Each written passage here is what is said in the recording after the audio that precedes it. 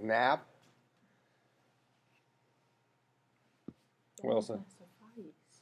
I taught 2 classes earlier today, and I had lunch. I needed a rest. And it's sad that you said that with a straight face. That's the worst part about that.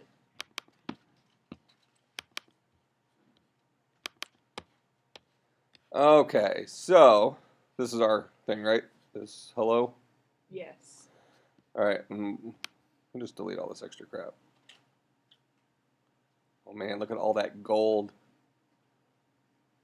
Just deleting all of it.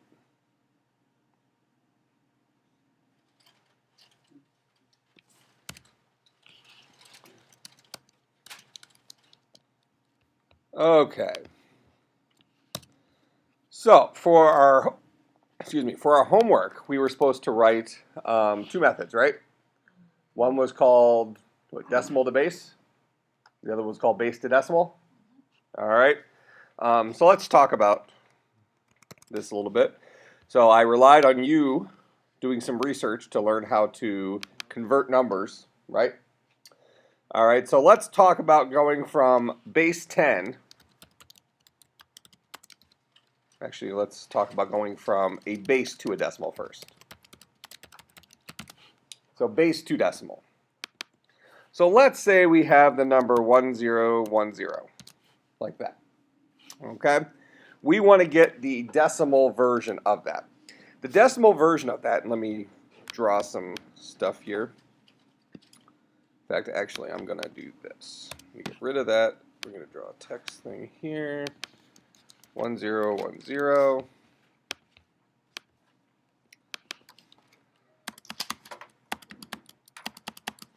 Give myself some spacing there. So this is the binary number. This is a base 2 number. And I have to tell you that it's a base 2 number because this could be a base 10 number, right? This could be 1010. But I'm telling you it's a base 2 number. Base 2 numbers support the legal digits 0 and 1. That is 0 to the base minus 1. Just like base 10 supports 0 through 9. Those are the digits base 10 supports. So this is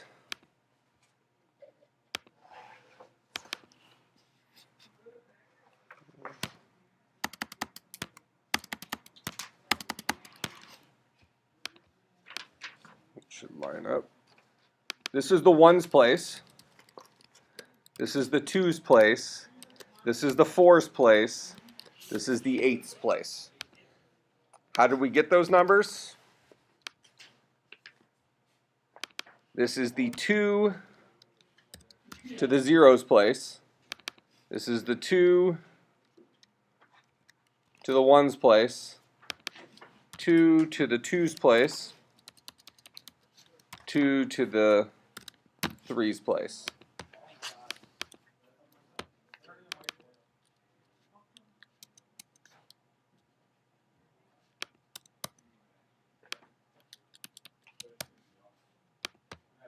So just assume those are lined up pretty decently. So 2 to the 0 power is a 1. 2 to the first power is a 2. 2 to the second power is a 4. 2 to the third power is an 8. All right? So then how do we actually do this math?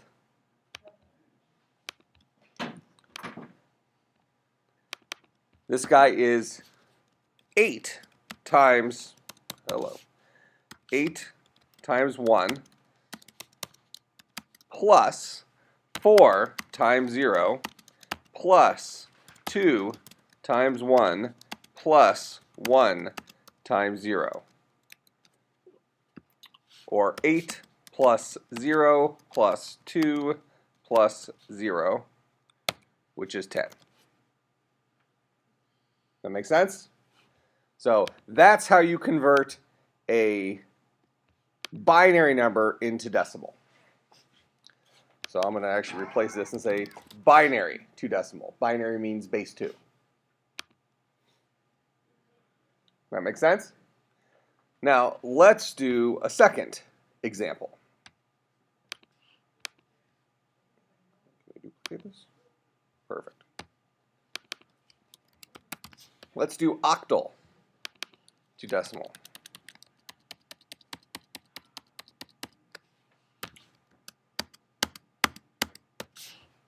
I just put a bunch of spaces in there so for my spacing. So we're going to do the octal number 58.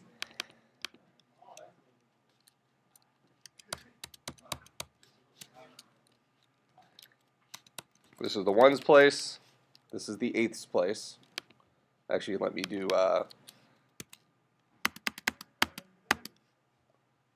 158. This is the 64's place.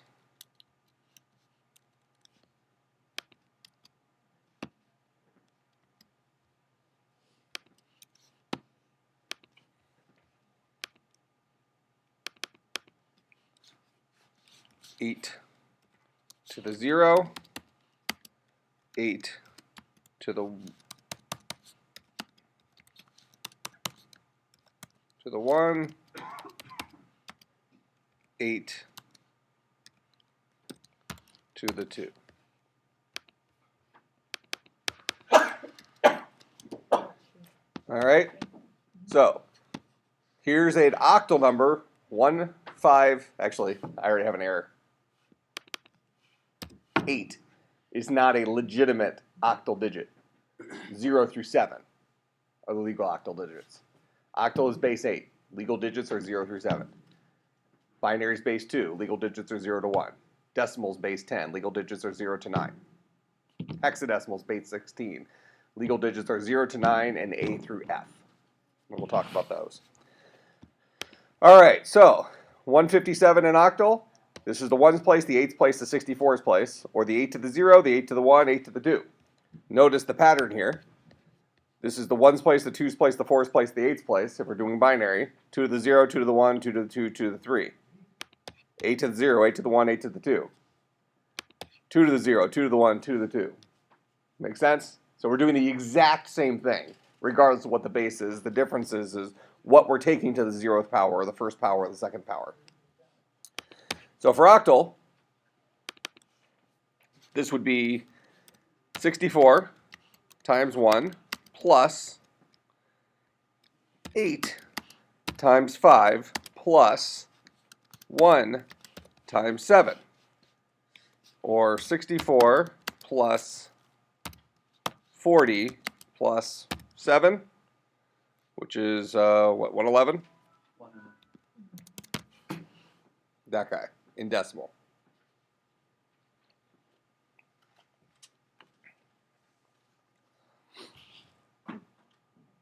That make sense?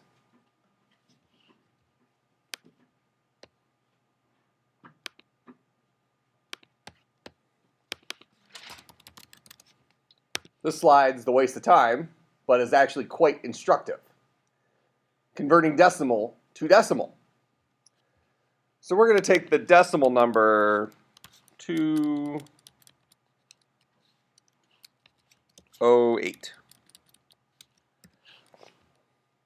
This is the ones place. This is the tens place.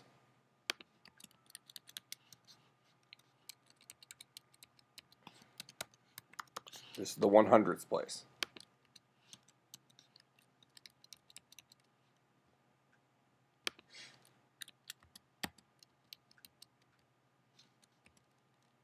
Close enough. Or 10 to the 0, 10 to the 1, 10 to the 2.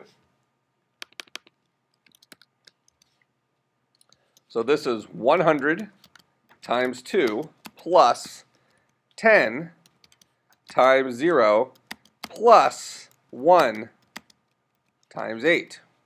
Or 200 plus 0 plus 8, or 208. That make sense?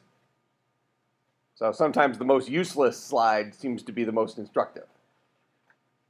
Hopefully we're starting to see now a pattern.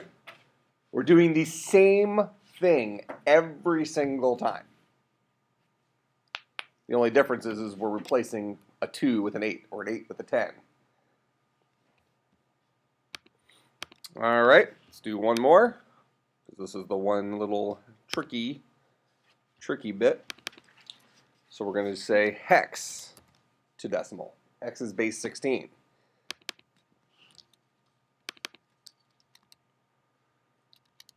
Let's do 1, 2, F. All right, so legal digits in base 16 are 0 through 9, then A through F. Because digits are a single character. So after we have 9, 10 is not a single character, it's actually 2 characters. So we replace a 10 with an A, an 11 with a B, 12 with a C, so on and so forth. All right, this is the 1's place. This is the 16's place. This is the 256 place. Or 16 to the 0, 16 to the 1, 16 to the 2. So this is 256 times 1 plus 16 times 2 plus 1 times F. Or 256 plus 32 plus F is what number? It's 15. So 1 times F is 15. Okay? 288, 98, 303.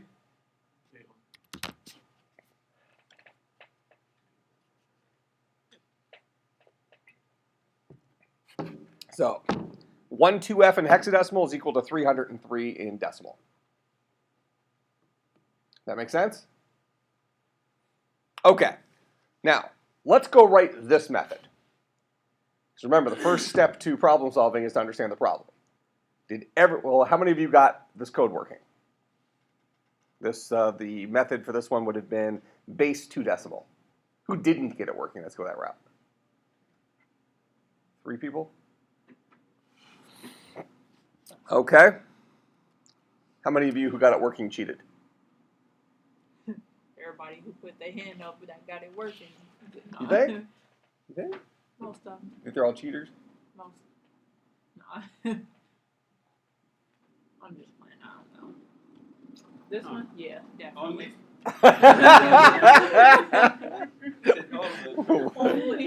Well said. Oh, yeah. What was I about to do? Method. Oh. Yes. Good job. Gotta get something right. Gotta get something right. Right. I get points for that. Wait, do we get participation points in these? Sure. Is that a sure I'm gonna just now add it on because you asked? I make everything up as I go. That's true. You- Never Can you mind give then. us a free pass? On what? A free pass on the assignment? On Like our one homework. assignment through the whole semester. Maybe. Drop the lowest one. How about that? You mean to drop the lowest one assignment? Lowest grade. So there would be 16 graded things, plus quizzes. Those aren't done. How many points for each? We just drop both quizzes. Each what? Each homework. Well, they're all the same. How many points for each one? Well, I guess 100 points. It doesn't matter. They're all Yeah, but equal the total point. here is 35 points, not the percentage. What? I'm talking about the points. How many points? Yeah, 100. 100. 100 points. So there's 1,800 total points. So you want me to drop your lowest, one lowest out of the 16? Yeah. I might do that. It'd be nice. Mm-hmm. It won't help you. It will. Oh my gosh, these assignments are gonna get so much worse.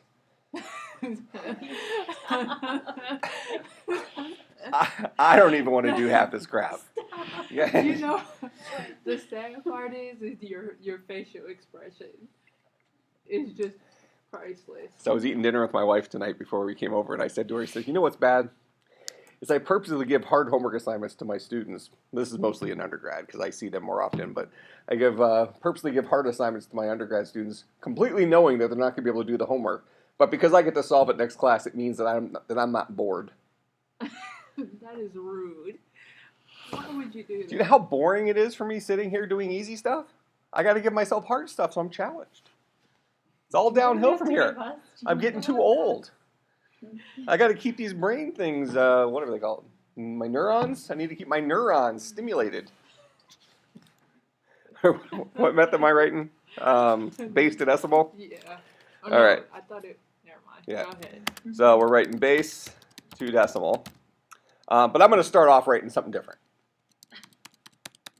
Okay. I'm going to write binary to decimal. Let's write a simple case. Just the binary to decimal. So we're basically writing the code version of this slide. Okay? Now remember, I'm basically acting out what I would have done if I were in your shoes doing this homework assignment. So I would have first gone through and made sure I definitely understood the problem I was solving. Don't even start trying to write code to something that you don't even understand how to do it by hand. Okay, once you completely understand how to do it by hand, now let's start doing code. Now I'm going to do it just for this simple case, or just for one of the cases. I already know that these guys have a lot in common, right? But let's start off with just binary to decimal, and then we will evolve that to a better solution. So binary to decimal is going to take in a string that looks like this, a string with ones and zeros in it.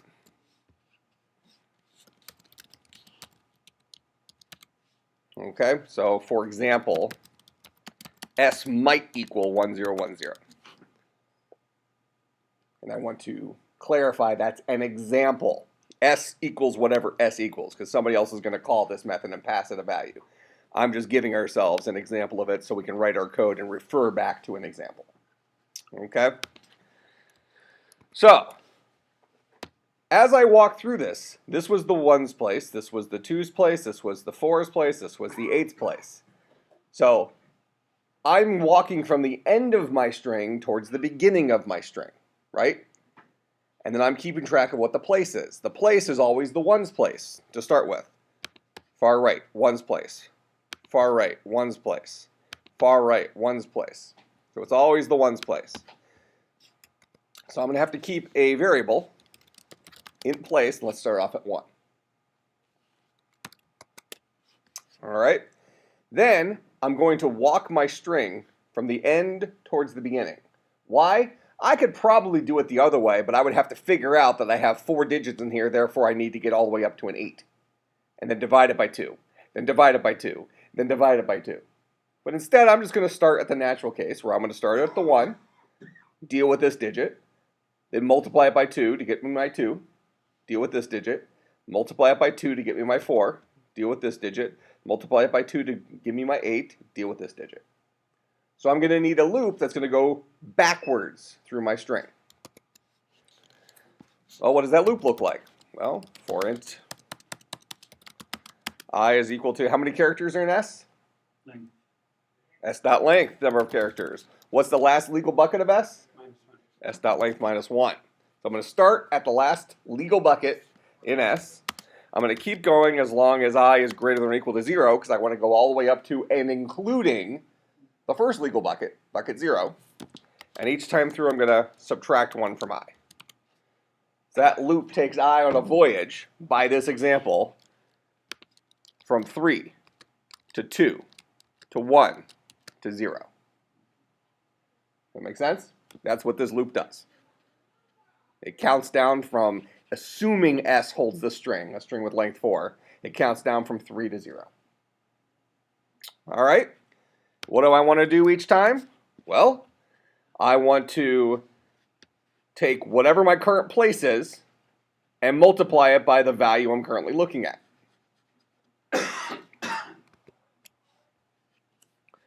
Well, how do I multiply? Well, here. My place is the integer 1, right? S dot char at I is what? The char 0. Not the integer 0. It's the char 0. How do I convert a char into a number? Integer. Another method. Huh? You can create another method for that. I can create another method for that? Yeah. Or you He's can not like fixing it. end minus 48. Okay, you can do Unicode math. Have we done concatenation? Have Yes. we've glued strings together? Yes. Okay. I could. Many ways for that. Yeah, there's tons of ways we can do this. So, speaking of which, let's say we have a method.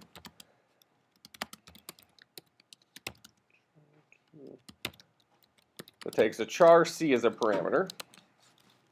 And this guy should return the int version of c, assuming c is a legal digit. That make sense? That's what this method should do. All right, what's one way we can do this? Return. We're going to literally write this method 4 or 5 times.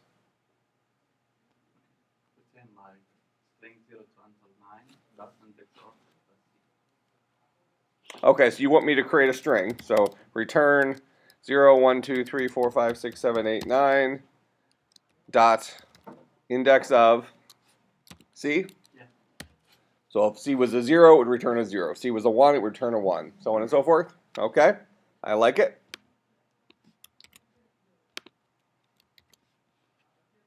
We'll call this guy char2int2. So another version. So we got to do it differently. What's going to be really funny is we're going to do it a couple of ways, and then I'm going to give you a quiz to do it in a way we haven't done it yet. So choose your options. This is like a poker game. That's just Yeah, you got to make sure that you hold back the one you can do. You can use Unicode. Like, So Unicode, how do you want me to do that? like return and C no, parentheses char. minus 40. So you want me to do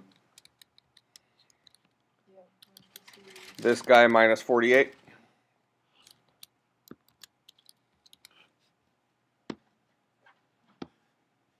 Okay, does that work? So that does Unicode math. That one's a dumb one. Nobody wants to use that one.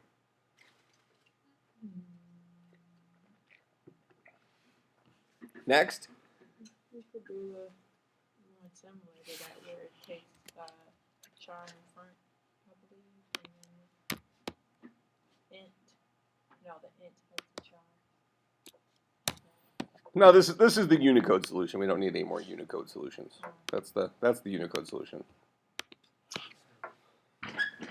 So another way we can convert a char to an int. Like To else, int. F1. Okay, whole bunch of ifs. Yeah. So if c is equivalent to 0, Or return 0.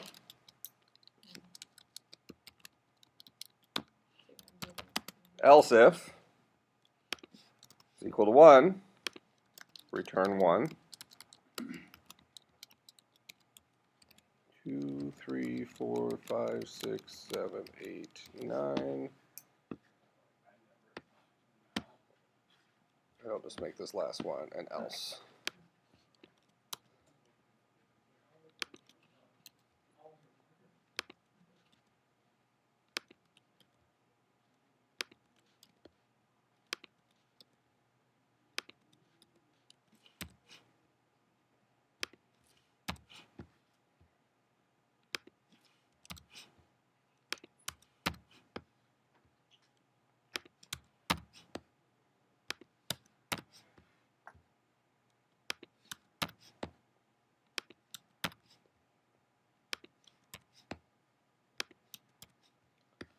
Okay.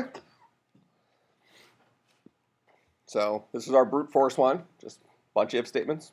Nothing wrong with that, right? Okay. Next.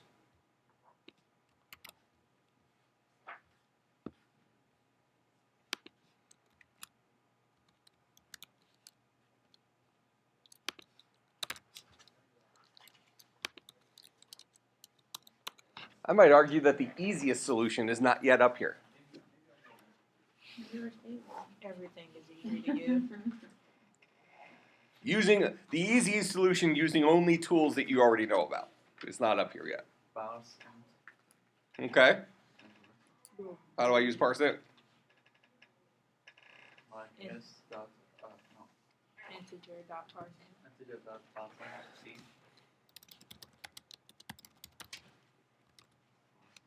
We both get credit for that. This? It's wrong. So I'll give you both credit. String. Couple dot zeros. parsing. That's all him. He the one that kept going. Well, what's wrong about this? String dot parsing? Nope. Parse int method is a class method of the integer class. We're calling the method correctly, Yes, it's not okay. but it takes a string as a parameter. Burns, yeah, Right. not c. Instead of. I have a char. We can use like function string and functions with c. I can do this. Empty string concatenated with C. Yeah. Do that. Now I just turned a char into a string. That's gold right there, what you see. Not the whole calling integer.parseInt part, but the fact that Java is a string-based language. We've said this before. So if you can get something into a string, you can pretty much do anything you want with it. So what do? I had a char here. Well, it would be convenient for me to get that into a string. How do I do that? Well, I can use the concatenation operator and just concatenate it onto the empty string. Are you recording? Yeah.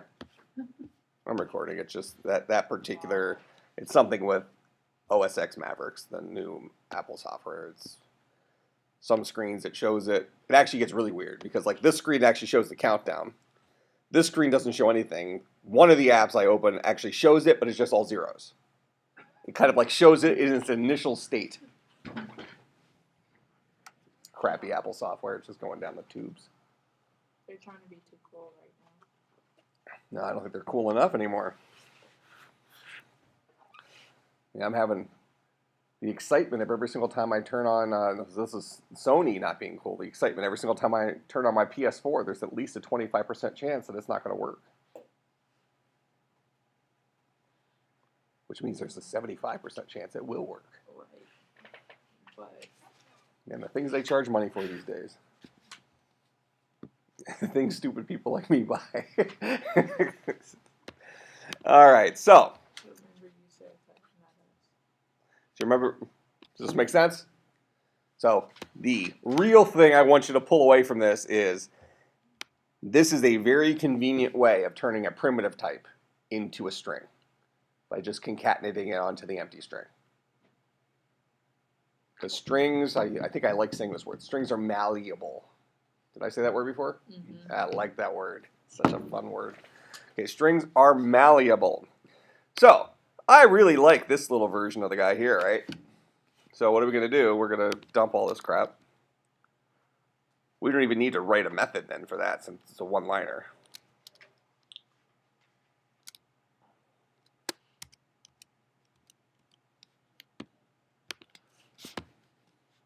So I'm going to take my current character, well, my current place is like this, 1, times s.char at I, which will be the char 0. I need to get the int version of that. So how do I get the int version of s.char at I? Integer.parseInt, the empty string, woo, hello, concatenated with s.char at I. So that guy right there will boil down to the integer version of the character that I'm currently looking at. And what do I want to do with that? I want to multiply it by whatever place currently is. And what do I want to do with that answer? I want to add it onto a running total. So I'm going to need a sum. Maybe start that off at 0. And I'll say sum is equal to sum plus all that. My next place times its number. So sum, which starts off at 0, will be equal to sum plus 1 times 0. Next time through, sum will be equal to whatever sum currently is, which is 0, plus 2 times 1. Then 4 times 0. Then 8 times 1. So on and so forth. Make sense? All right, so that's what I'll do to sum it. Each time I move closer to the front of my string, I'll say place is equal to place times 2. So place starts off as the 1's place, then it's the 2's place, then it's the 4's place, then it's the 8's place. And ultimately, I'll return my sum.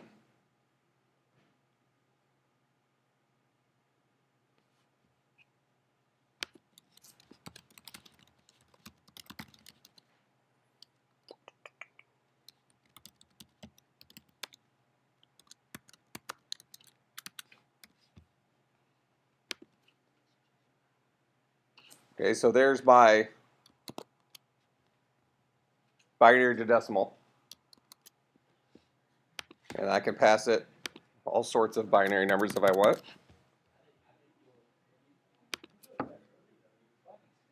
Okay? Now, what would I need to do to write octal to decimal? Maybe it's not 8. Done. Just change it to an 8. Now, will you guys shut the door if you wouldn't mind? I have a feeling we're going to have people coming up and down the hall all night. So 157, if I pass that in, I should get 111 out of it. So we'll pass in the octal number 157 into octal to decimal, and I should get 111. Make sense? All right. Decimal to decimal.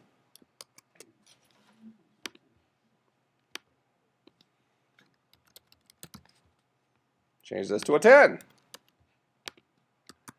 What was the example number I used? 208. So I'll change this to a 208.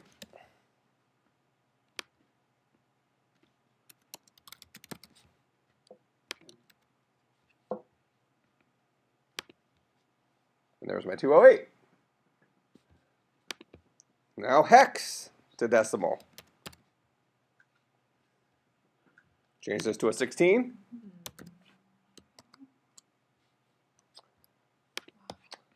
Put in 12F. And our program crashes.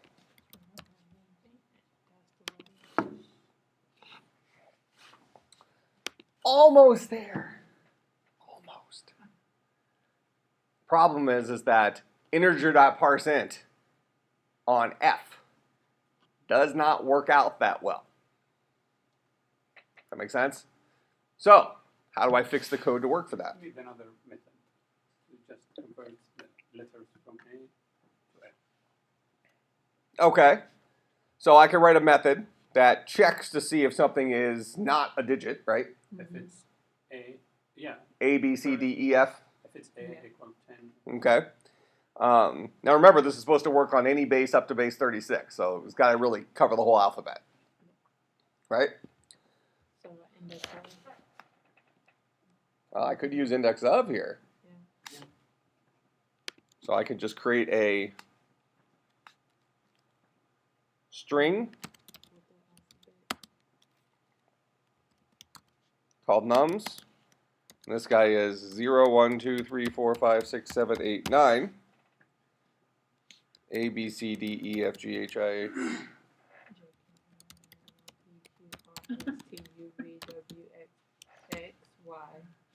Z. There you go. I give points for that.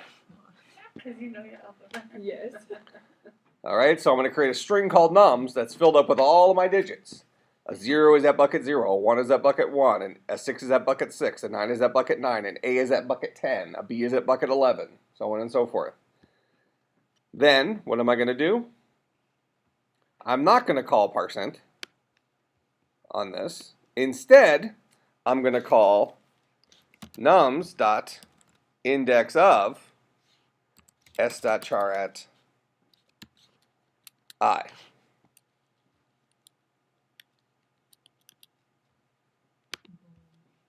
Okay, we have a problem. My sample one here, so this is going to pass in a negative number. You'll notice that 287 was not my answer. It was close, but the F was ended up being a negative 1 because I did not find a capital F in here. So I need to make sure that any letter I have is lowercase. So character dot 2 lowercase. Yep. So I'm going to wrap this character, this char, with character dot 2 lowercase. So I'll make sure I'm always dealing with a lowercase version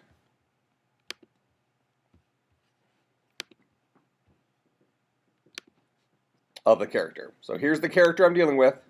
It's somewhere between, it's 0 to 9 or it's A through Z. And we're going to support upper or lowercase. What are we going to do? We're going to convert it to lowercase. If I try to convert a 0 to lowercase, it does nothing. If I try to convert a 6 to lowercase, it does nothing. If I try to convert an F to lowercase, it'll make it a lowercase f. Okay? Then I will look for that lowercase character inside my string nums, multiply it by place, add it to sum. And there's my 303.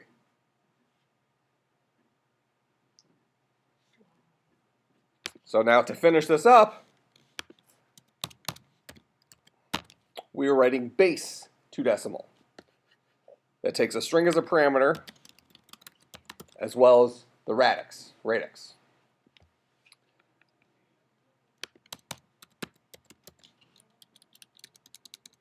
I'll just multiply it by radix.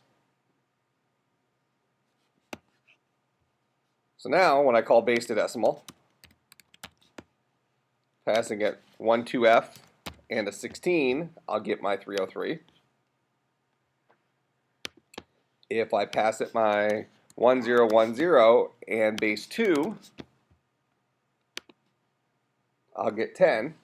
But if I pass it 1, 0, 1, 0 in base 10, what should I get? 1, 0, 1, 0. There's my 1, 0, 1, 0. Make sense? Because that's a legal base 10 number, isn't it? Absolutely. But that is not a legal base 2 number.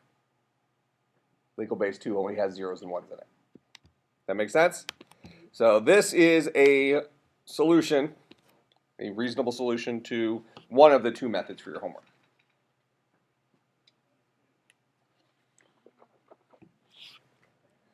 All right, questions about that? Man, where's my Portillo guys? Come in front of But if they don't have Portillos, then kick them out.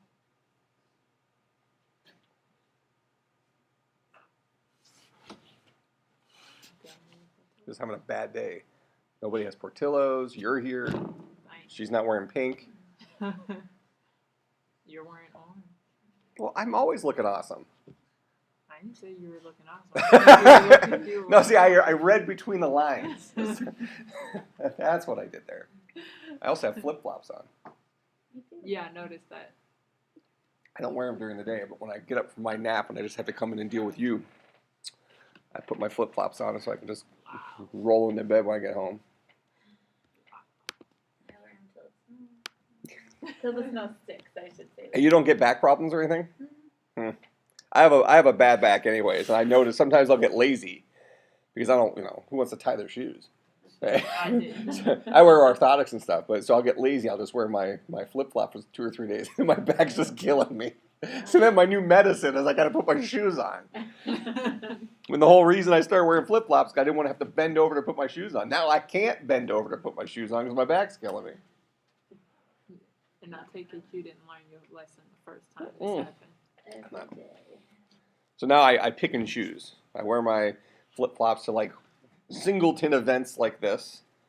I wore my normal shoes during the day today, but when I was coming and going. But now I'm just like leave house, come here, sit for 4 hours, go home, go to bed, or watch TV or whatever. Or play a PS4. Play my potentially play my PS4. There's that 25% chance. I thought I had lost my save game too. I went on last night to play NAC, the game that came with it.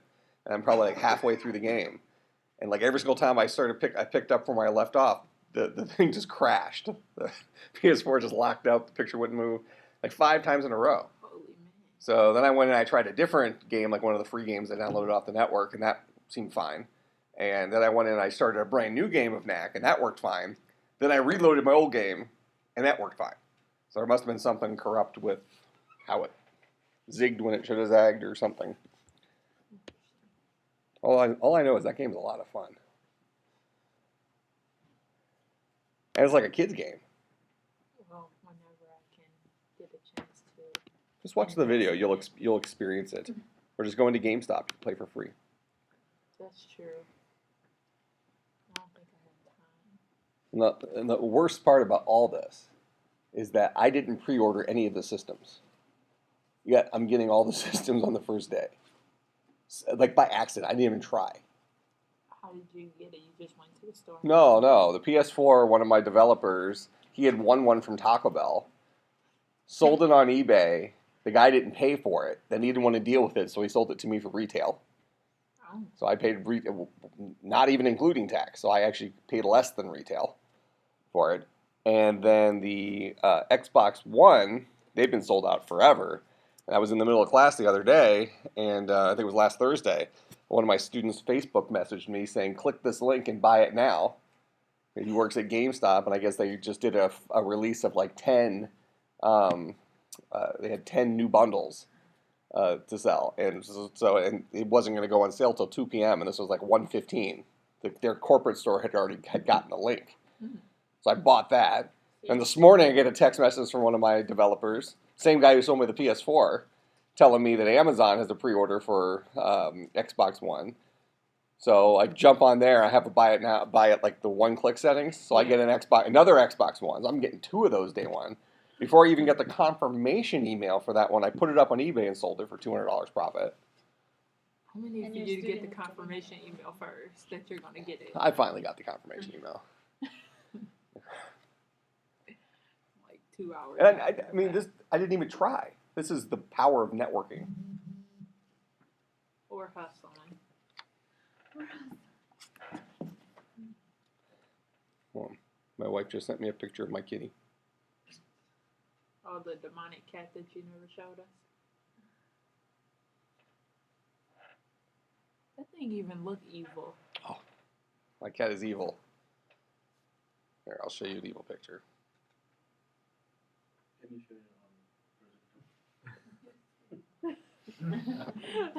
Let me find a good one and I'll just pass it around.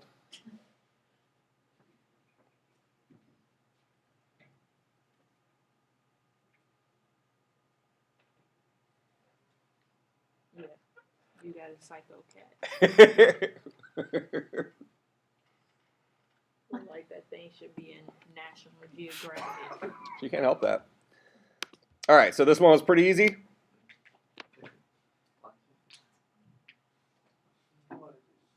You see nobody's commenting, right?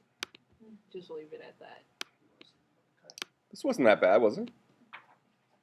It shouldn't have been. But looking at yours, everybody else was done. So I take away my example here. 1, 2, 3, 4, 5, 6, 7, 8, 9. 11 lines, including curly braces. You spent 75 hours? All right. So let's look at the other example. Somebody. Now the funny thing to do was somebody should have eBayed my phone while it was back there. You made your phone. No, we got our grades changed. Right. Hold it in ransom. Eventually it would have timed out. You wouldn't have been able to get back into it without a thumbprint or my kitty's front paws. Oh my god. No way. Okay, so let's go the other direction now. So we just wrote base to decimal. Now we need to learn to go from decimal back to a base. Well, let's see how that works. So let's start off with the base number 10, or I'm sorry, the decimal number 10.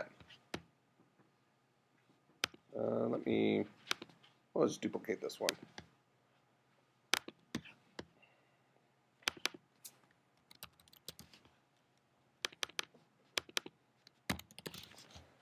decimal to binary. So I have the integer 10.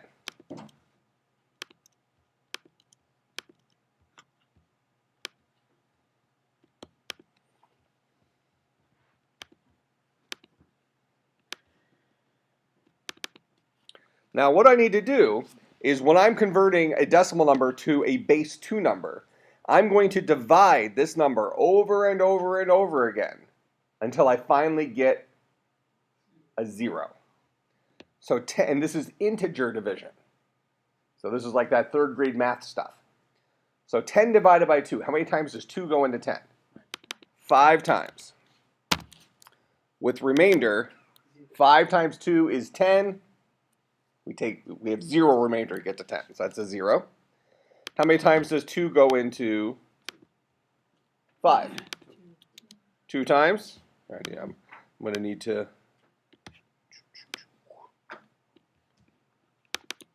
2 goes into 5 2 times. 2 times 2 is 4. Remainder 1 to get to the 5. To get to the So 2 times 2 is 4. It takes 1 additional 1 to get to the 5. That's the remainder. Okay? How many times does 2 go into 2? 1 time. 1 times 2 is 2. Remainder 0. Okay? Because it takes nothing to get to the 2. So there's my remainder 0. How many times does 2 go into 1? 0 times. 0 times 2 is 0. Remainder 1. And then we read our answer from bottom up.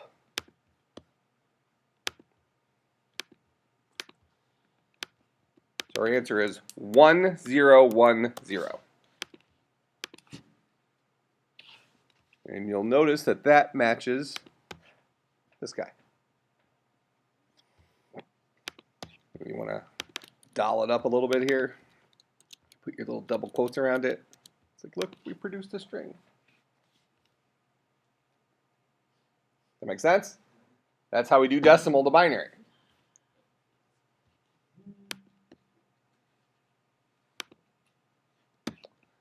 Let's do decimal to octal. Well, what's the example we did? We had 111. Should give us 157 in octal, right?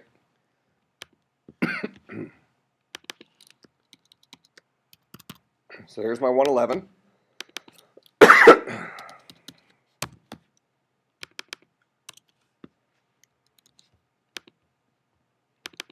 111 divided by 8, since we're going to octal now. How many times does 8 go into 111? Well, let's get a calculator out for this one. 111 divided by 8 is 13 point something. So it goes in a whole number of times, 13. 13 times 8 is 104. And it takes an additional 7 to get to 111. So there's my remainder, 7. How many times does 8 go into 13? Once. 1 times 8 is 8. Remainder, 5. How many times does 8 go into 1? 0. Red alert. That's our stopping case. Every single time we hit a 0. 0 times 8 is 0. Remainder 1. Read it from bottom up. 1, 5, 7. Which should match this guy.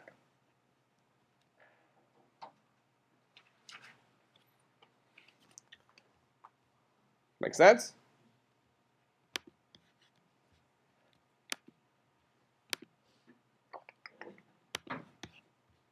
So let's do decimal to decimal. Love that. So we're doing 208. There's 208.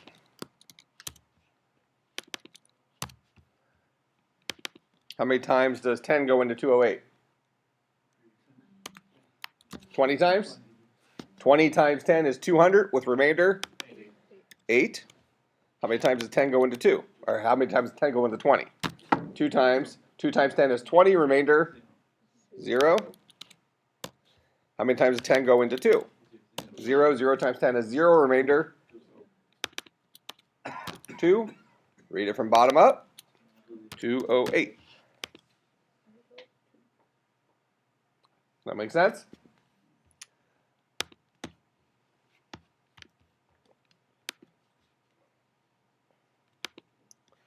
Lastly,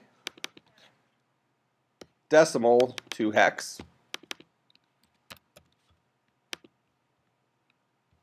And what was our 303? Is there a starting point? Yes.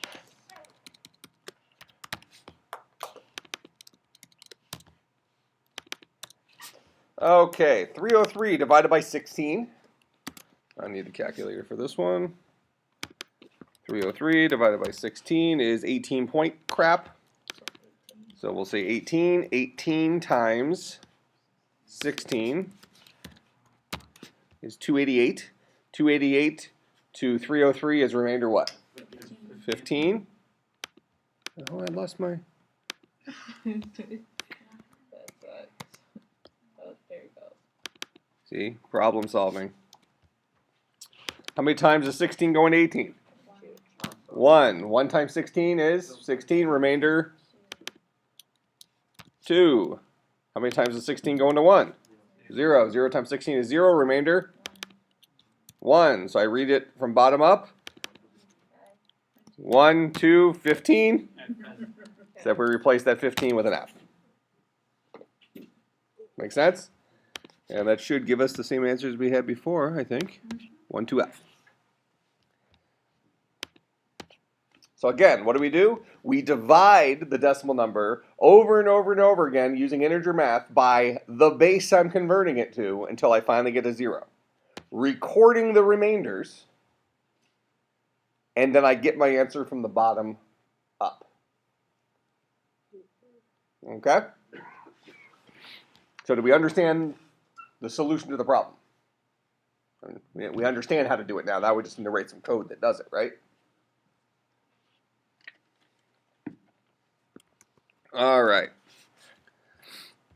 So we're writing another method here. Static. This guy's going to return a string. It's going to be called decimal to base. And this guy is going to take an int d as a parameter and an int. Actually, let's start off with decimal to binary. Just follow our same pattern from before. All right, so decimal to binary is going to take in an int d for our decimal number. How about an int num? Sounds more fun. Okay, and this guy is going to have to build up our answer. So what am I going to do? I'm going to continually divide num by 2. So get base is equal to 2.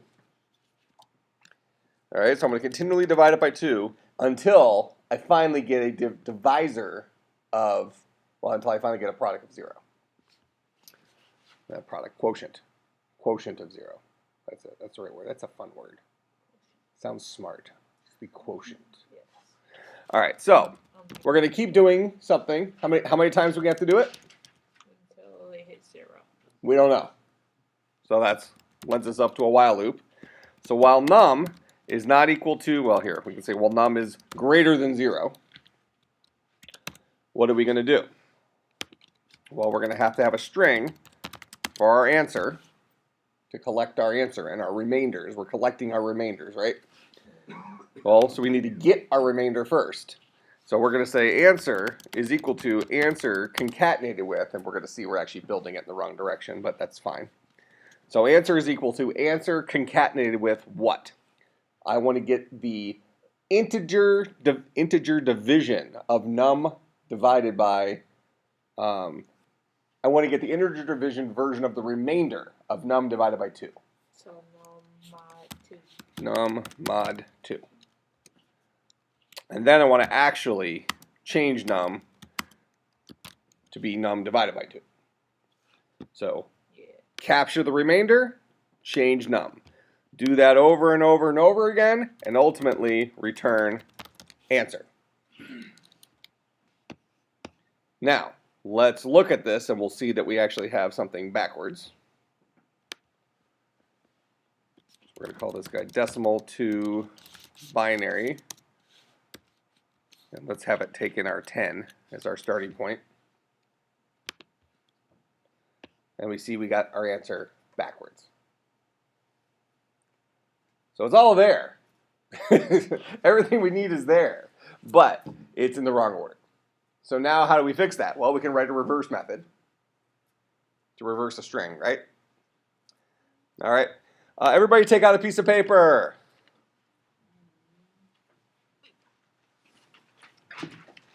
Get your name on it and write for me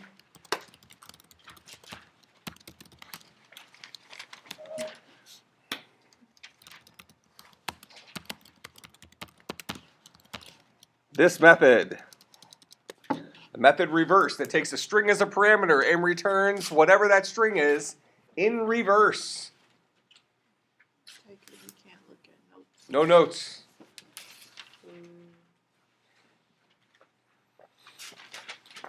And I'll give you 5 minutes. And I've already written the method body there for you, or the method header there for you. You just need to write the stuff in between.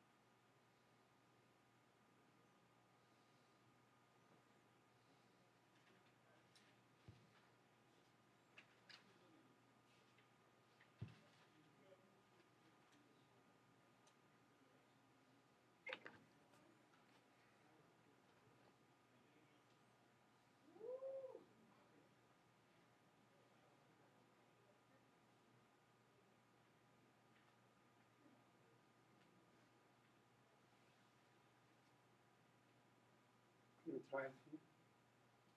What's up? Can we try the code in Java? No, everybody doesn't have a laptop. It'll be fine. You feel good about it? Yeah. I'm sure the compiler would just disagree with you.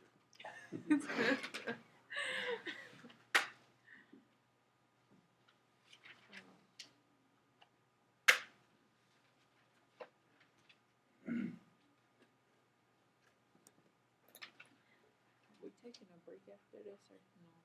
All right, yeah, it's only 7. We got another 40 minutes of awesomeness. Maybe 30. We'll see. Okay. You tired?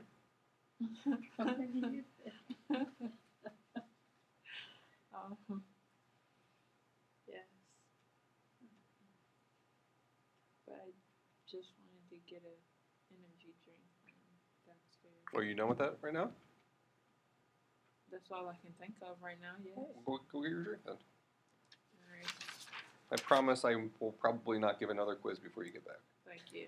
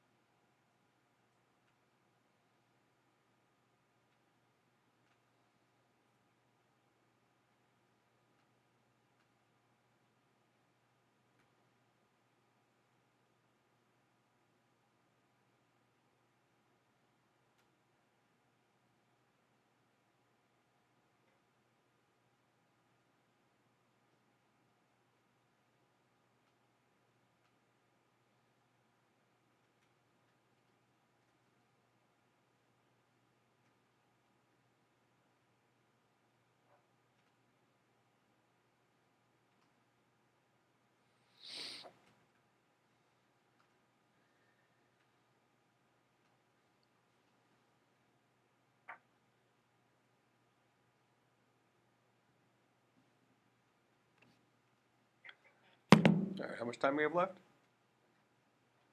1 minute? Sounds legit. Say 1 minute.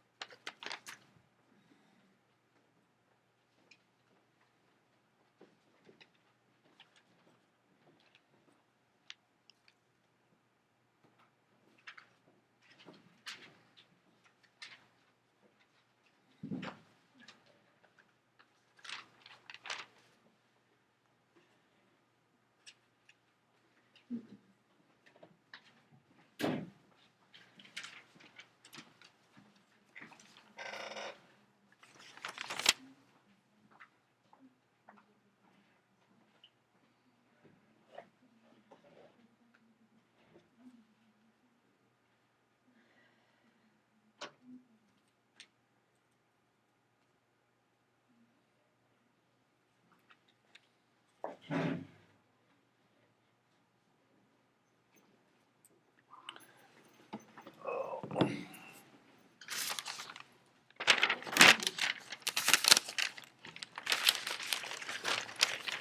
right, 20 more seconds.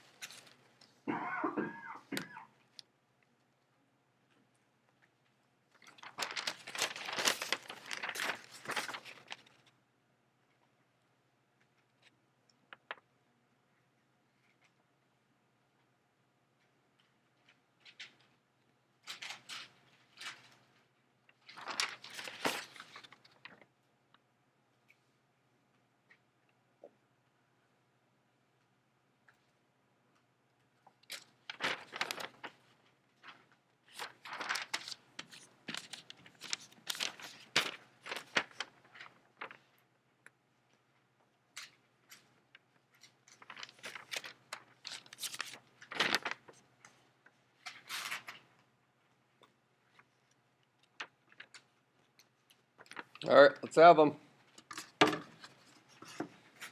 Already graded the rest of them.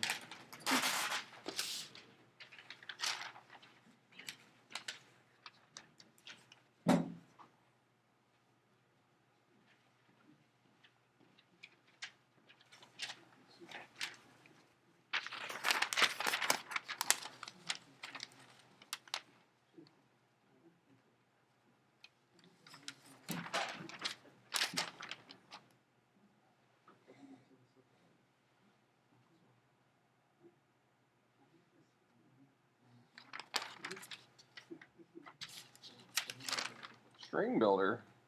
We haven't dealt with string builders yet.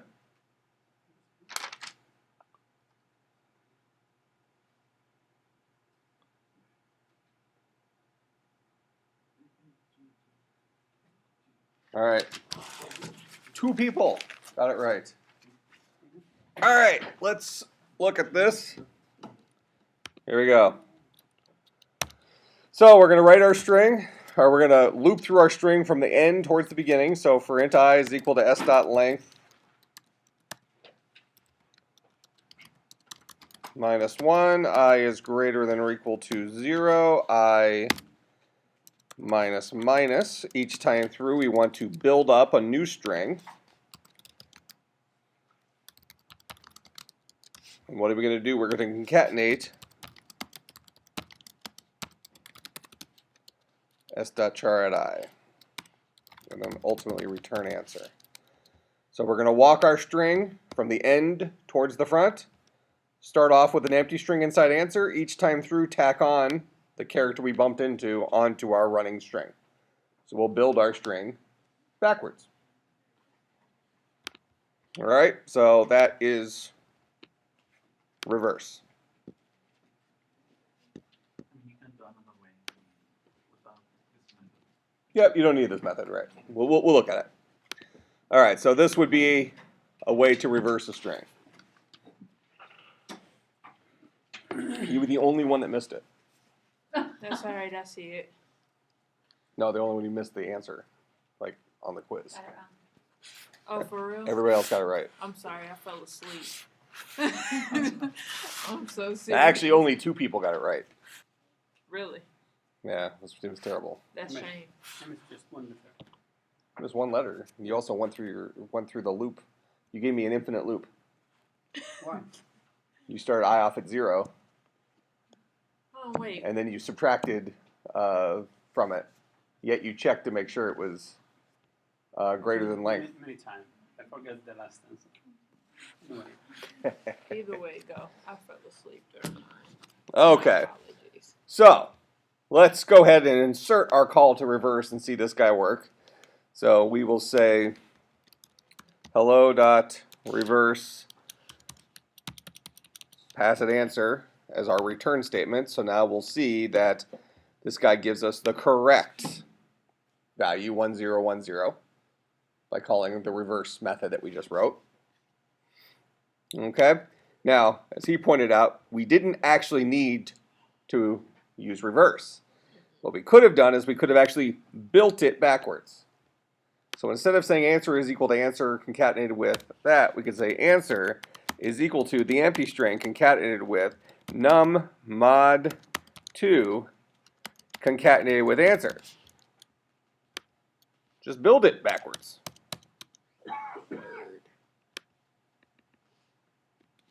And then we don't need a reverse method.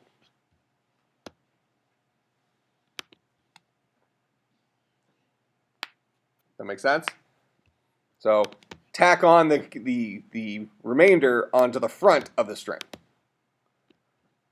And you actually don't even need the empty string here. It'll work without that. I just like putting it on there to be explicit, that I am building a string. Okay? So that's decimal to binary. Similarly, if we're going to do decimal to octal, divide by 8, mod by 8. What's our sample one?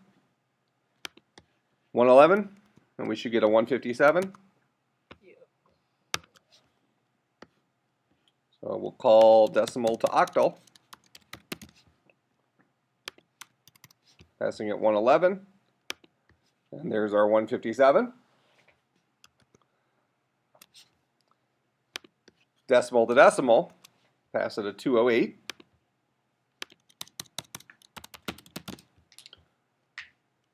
Mod by 10, divide by 10.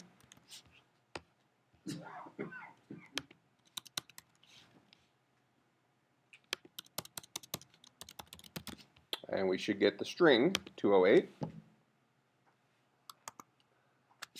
Finally, decimal to hex, if I pass it a 303,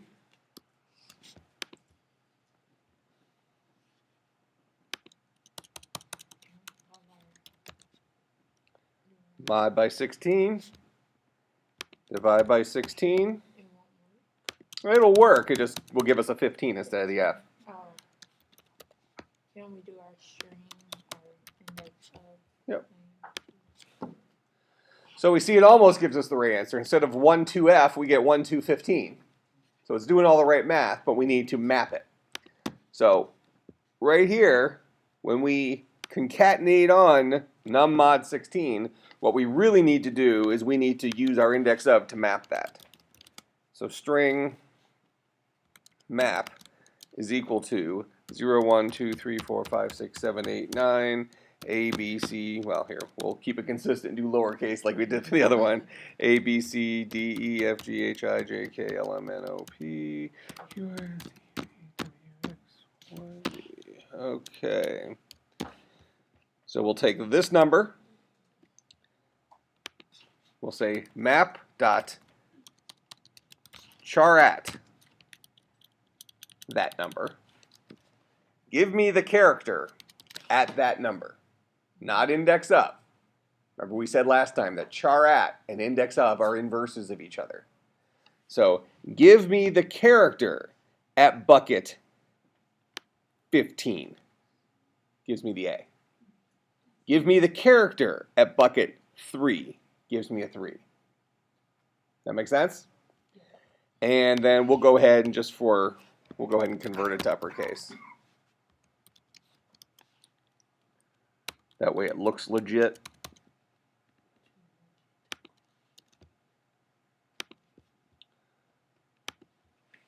So now there's our 1, 2F.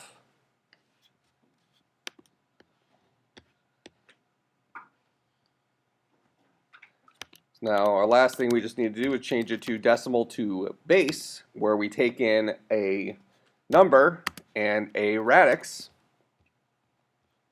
Get rid of this reverse method. We don't need that crap.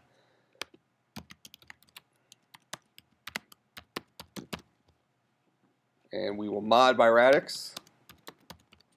And we will divide by radix.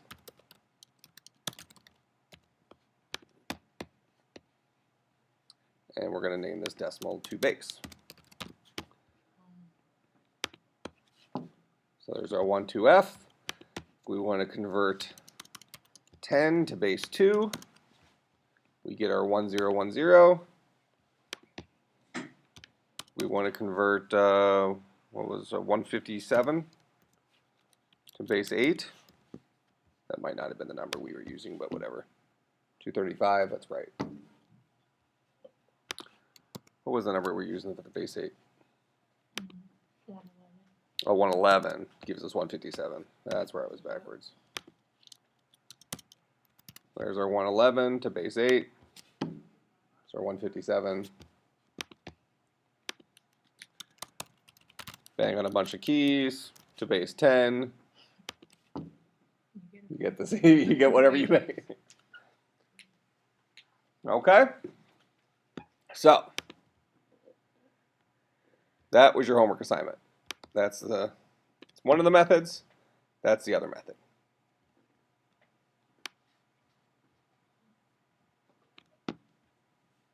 Will it all fit on one screen? Just about. Pretty much does. Don't worry.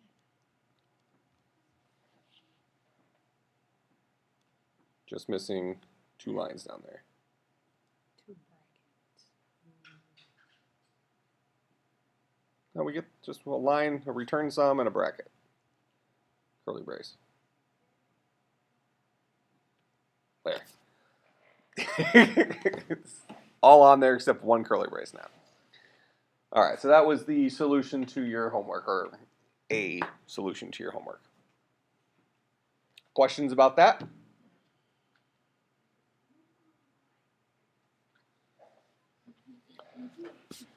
Okay.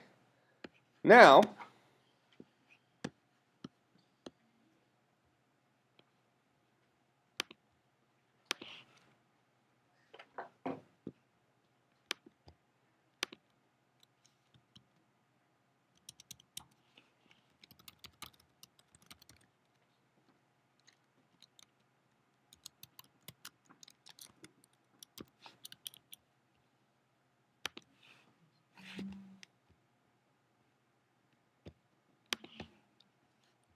oh, sorry.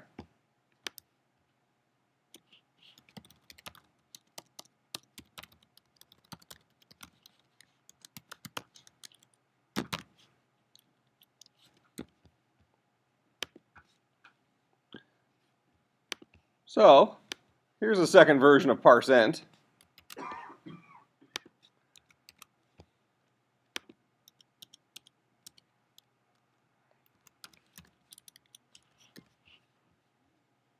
That takes a string and the base and does what?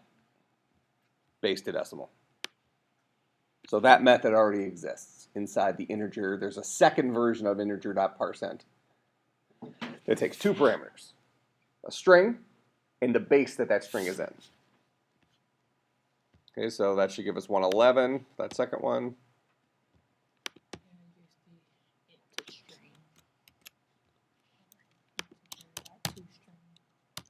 This should give us, well, here we can do, what's it, 202 and base 10? No, 208. 208, not good enough, 202. And then last one is what, 1, 2F? Yeah. And base 16. Mm-hmm. There's 303.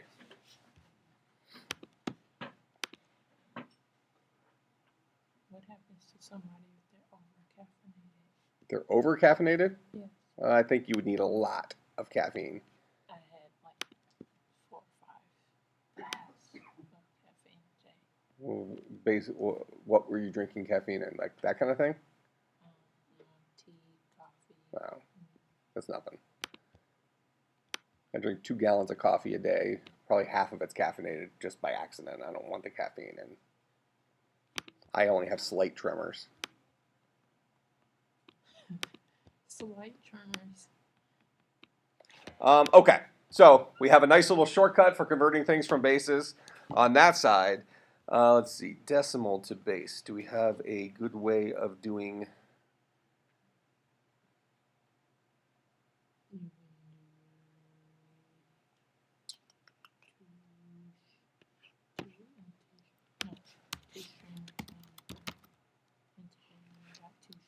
Actually, hold on, I think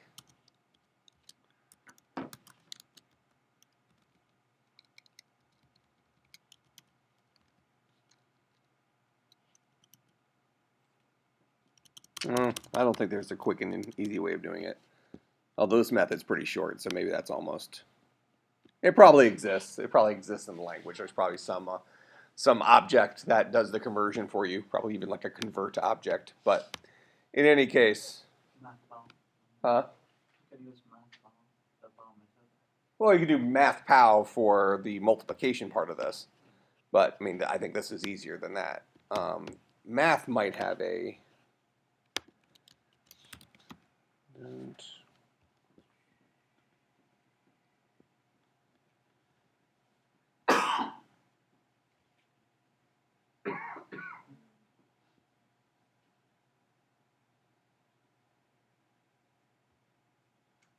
Nope, doesn't look like it. So, for right now, let's just say there is no shortcut to decimal to base. There is a shortcut for base to decimal. Can't you do a reverse? Never mind. Yeah, it wouldn't. Doesn't work that way. Yeah. The point is that I'm sure it exists in the language somewhere. Just off the top of my head, I don't know the. So we would just, if it were me, I would just write this quick little method. I happen to know about the parcent one, so you could use that if you ever needed that. That make sense? Okay, so let's see here.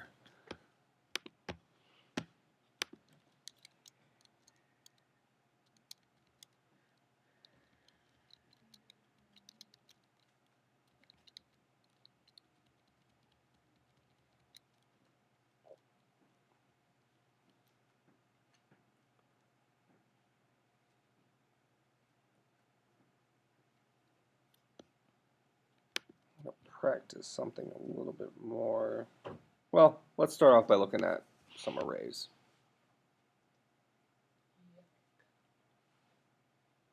Well, I really want to do something else because I want to do arrays after the break.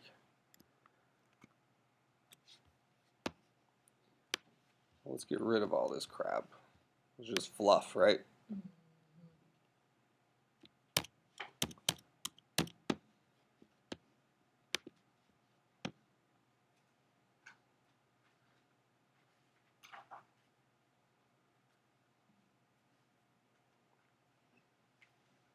Oh, this would be kind of fun. Okay. So, last time we dealt with... Oh, I don't want to do that. I don't want to do that either. That'll give way too much for the homework. That's the point. Can't have that kind of crap. No, we have to. I don't want the homework to be too easy. No, either way it go, it won't be. Only like a fourth of the class get to. Okay. So what we want to do here, this is actually going to be, this will be a fun little thing to do for 20 minutes. We're going to create. How many of you have ever heard of something called a Caesar cipher? I heard of the Caesar salad. Heard of a Caesar salad? Sorry, I what heard do- Caesar. What is a cipher? It's like to keep an information high. Okay, encryption. Yes. Okay, encryption. So the Caesar cipher was used by Julius Caesar. Okay, and he used it to encode messages that he passed between people, so other people couldn't read it. And the Caesar cipher is actually based on the English alphabet. And there's 26 characters in the English alphabet. So, as an example, let's do static. Well, here, let's write the method header first. Static string encrypt. So string s is a parameter. And then static string decrypt takes the string s as a parameter. And for right now, we'll just have them both return the empty string, just so it doesn't yell at us. Okay, so the way this works, we have our alphabet.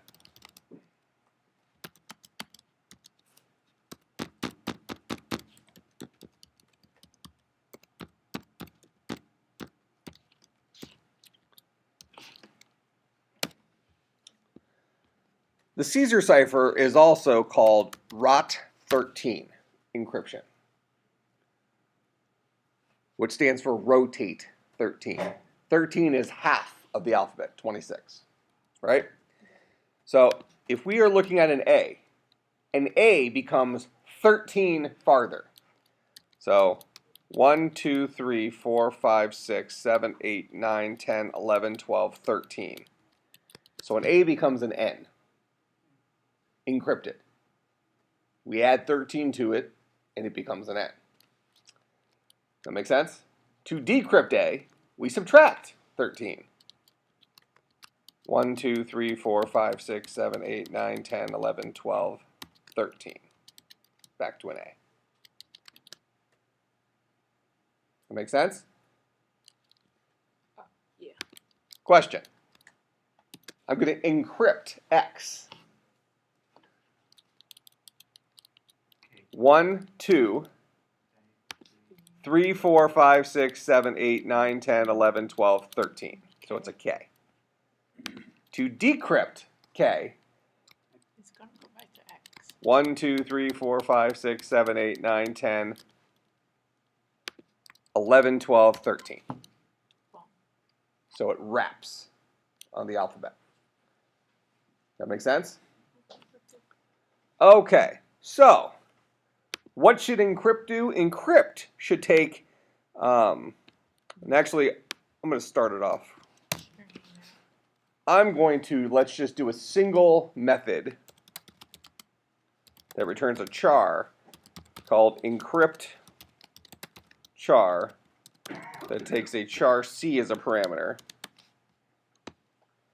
and returns C encrypted using ROT13.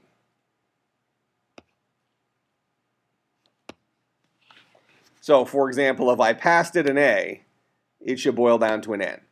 If I passed it an X, it should boil down to a K. Yes. That make sense? Okay. How would you write that? You string first. Deal with the image. Well, just let's talk about it at the high level. How would we deal with this? If I'm dealing with an X, I ultimately want to get to the K, but I walk off the end of the string. You do a loop, like we did with the number thing. Well, if I'm on X and I add 1, I'm still on the string, right? I add 2. Now I want it, so I'm at bucket 25 right now. It's 26 characters in there. I'm at bucket 25. When I hit bucket 26, I'm actually off the end of the string. I actually want to be at bucket 0. How do I make bucket 26 automatically become bucket 0? Mod. Use mod. Use the mod. Remember I told you how powerful mod is, 3rd grade math? So if I take my index and I mod it by 26, how many times does 26 go into 25? 0 times, remainder 25. How many times does 26 go into 26? 1 time, remainder 0. So 0 takes us to our new index. So this is 25, 24, 25. 23 mod 26 is 23. 24 mod 26 is 24. 25 mod 26 is 25. 26 mod 26 is 0. That makes sense? 27 mod 26 is 1. 28 mod 26 is 2. So we can just keep wrapping around the string over and over again. That make sense? Okay. So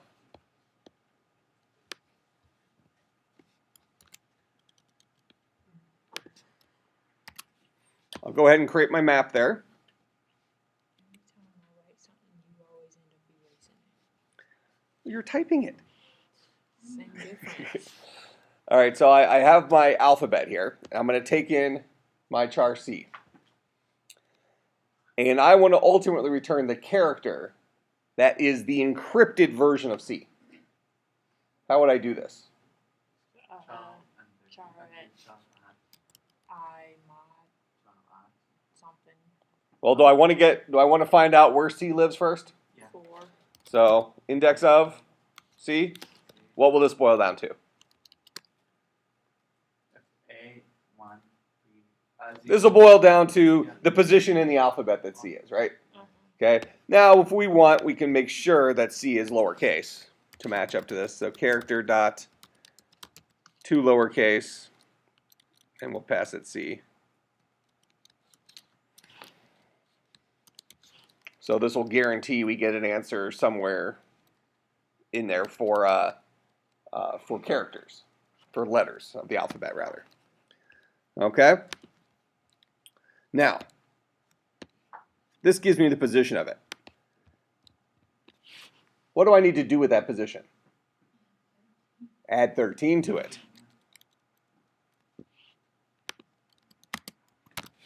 mod, Okay, so I'm going to add 13 to it. And then I'm going to mod 26. and this will be the char on. And I want to get the char out of that.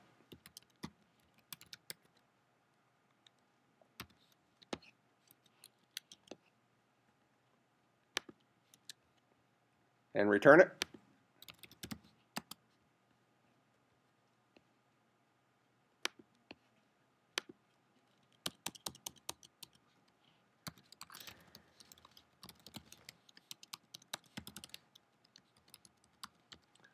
So we'll do hello, encrypt, and let's pass it an A for starters, and we expect it to come out to an N. And then let's also pass it an X.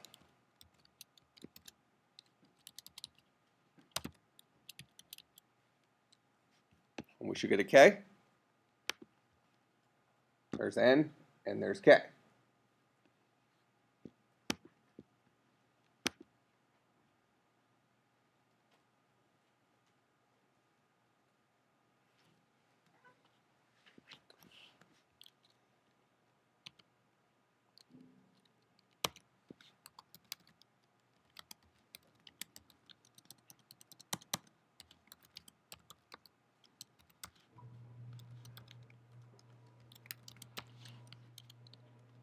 Is that a washer? Hmm? Is that a washing machine? I don't know. Maybe. Actually, let's finish writing encrypt for a whole string. So this is encrypt for a single char. We want to write encrypt for an entire string. So let's say encrypt now takes in a string S. And we want to encrypt that entire string. Now, we probably want to also preserve case. So if somebody writes a method or writes a message, and the message has uppercase letters, we want to map them to uppercase letters. If it has lowercase letters, we want to map them to lowercase letters. That make sense? All right. So we're probably going to need 2 versions of our alphabet. So we'll call this map lower, and then map upper.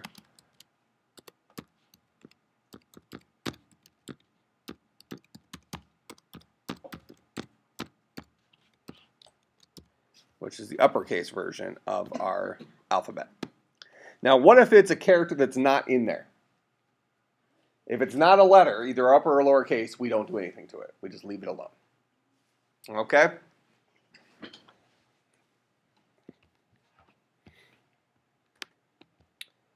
So,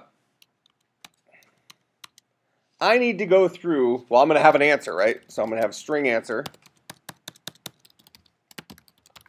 It's going to be the empty string. I'm going to build up my encrypted string.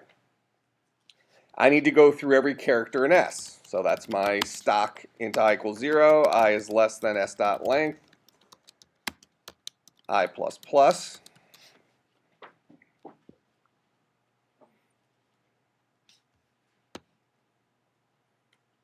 Okay, now, if we are looking at something that is not an upper or lowercase letter, I want to just keep it. How do I ask the question here if I'm not looking at an upper or lowercase letter?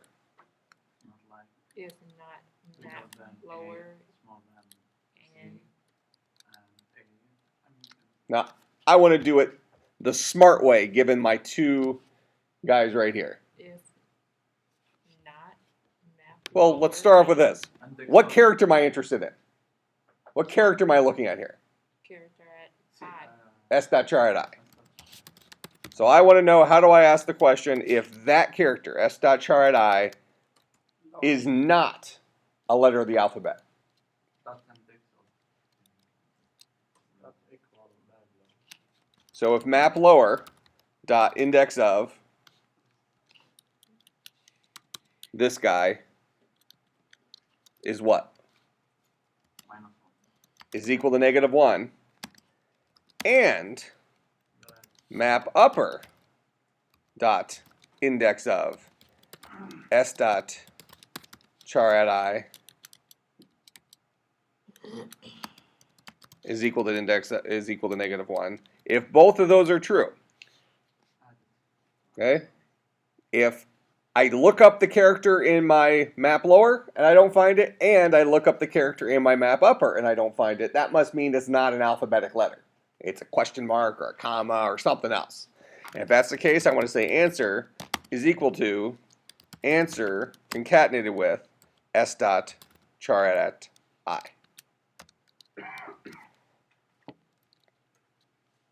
That make sense? So this is what I do if I'm looking at non-letters. If I don't get inside there, I'm either looking at an upper or a lowercase letter.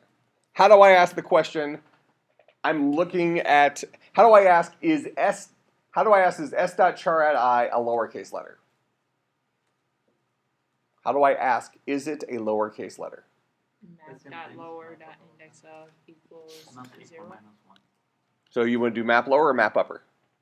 Map low. Yeah, map. You can go either way. Yeah, map low. Okay, map lower. Dot index of S dot char at I. Equals. So- Well, that's it. Well, no, this will give me a number. This will give me the index inside map lower of S dot char at I. Equals 0. Wouldn't 0 be true? Well, this guy's not a Boolean. Oh yeah. This guy returns a number. He'll Greater- return a number between 0 and 25 or -1 if it's not there. greater than 0. Greater than or Right. equal to 0. Yes. What you said. Greater than or equal to 0. So if, when I look this character up inside of my map lower, if it gives me a number that's greater than or equal to 0, that means it found it. Right? Mhm. And since it found it, that means I'm dealing with a lower case letter. If I'm dealing with a lower case letter, I want to do answer is equal to answer concatenated with map lower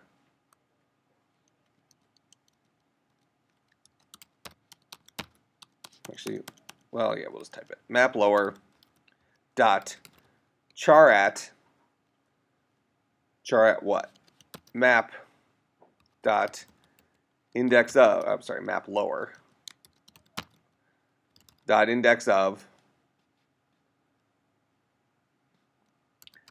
S dot char at I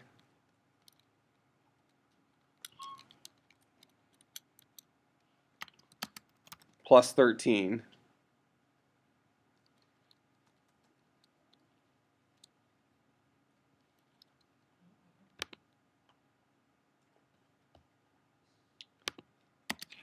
mod 26.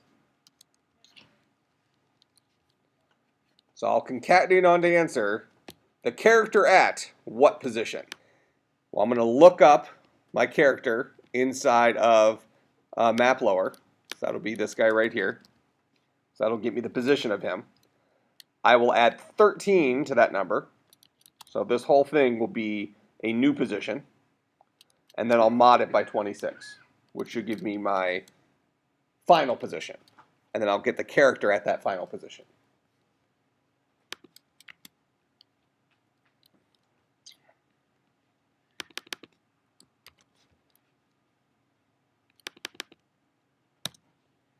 Okay, so that's what I do if I'm looking at a lowercase character. Otherwise, if I'm not looking at a if I'm not looking at a non-letter, and I'm not looking at a lowercase letter, I must be looking at an uppercase letter. What do I do for uppercase letters? Same thing I did for lowercase, except I call it on map upper.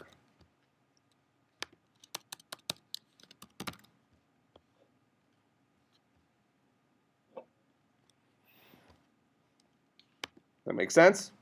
And I'll do that for every single character inside S. And when all is said and done, I will return answer.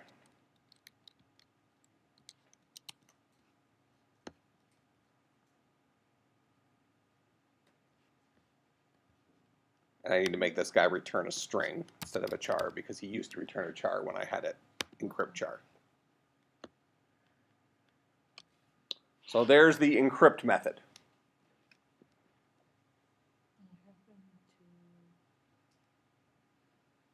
Did you erase it? What you call it? No. I'm losing it.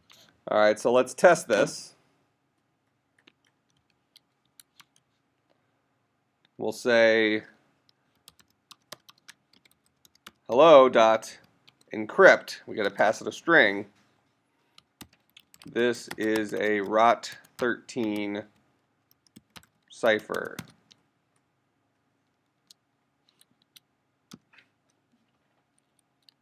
And we'll print that out.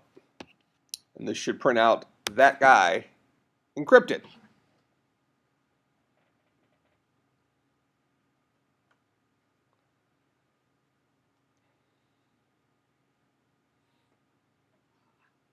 That make sense?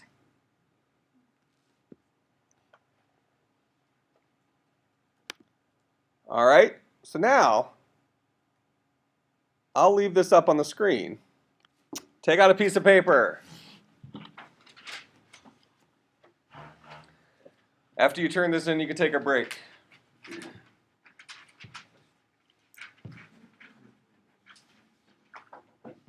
So everybody get out a piece of paper, get your name on it. Here is the encrypt method.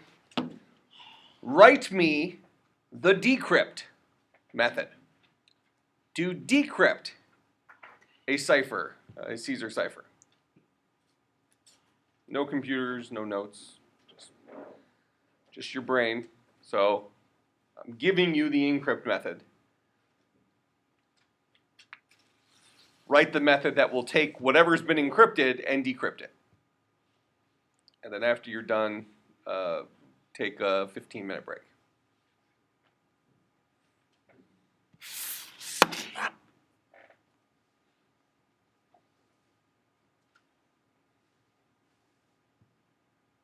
I'll give you a hint. Make sure you completely understand the problem that you're solving before you go and write the code.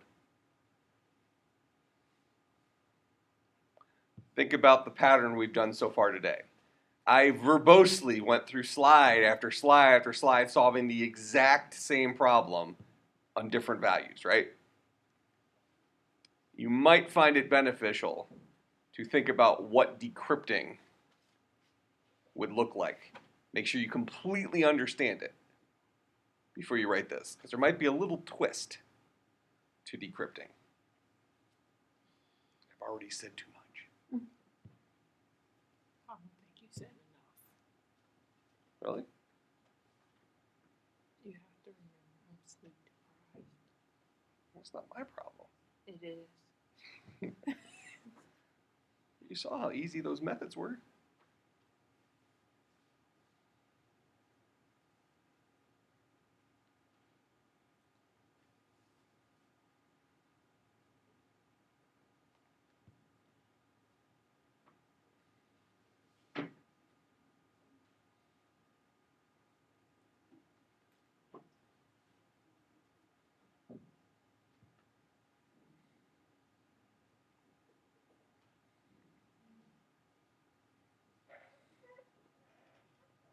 And don't take any more than 5 minutes on this.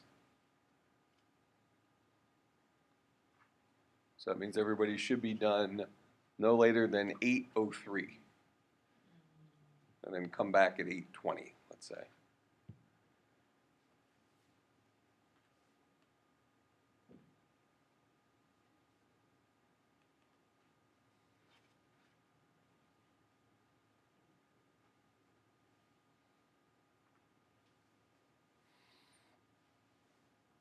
it okay if I just put A through Z?